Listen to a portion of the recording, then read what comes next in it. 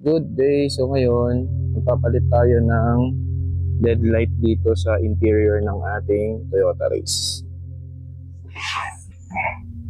So papalitan natin yung interior lights natin dito sa map light, sa dome light, and then doon sa ating trunk light. So ito nga pala yung mga nakuha kong LED, no? Then ito din. So papalitan natin. Okay, so guys, ito susundutin na natin. So kung makikita nyo yung puno dito guys, yung pinagkakabitan na itong map light natin, no?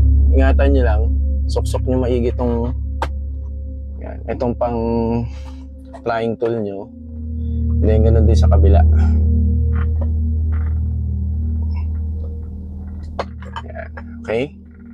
And then kunin nyo lang yung bulb. So kung napailaw nyo na matagal, baka medyo mainit yan guys. Then hilain nyo lang. So ito na yon guys. And then palitan natin ng LED na ang size nga pala nito guys is T10. So kabit na natin. So kapag hindi umilaw, ibig sabihin baligtad yung kabit nyo. So baligtad. Switch natin. Yan na siya. Okay, so yan na, nakabit na natin. Ilaw natin dito. So ibalik natin yung cover. Make sure na mauna ito guys ha. Pag kinabit nyo, yan, and then pag ano.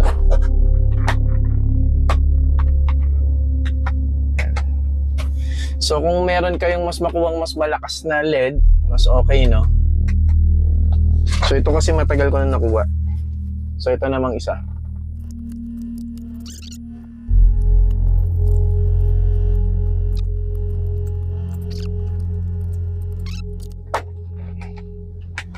Yan. Okay na. Okay, so dito naman tayo sa dome light.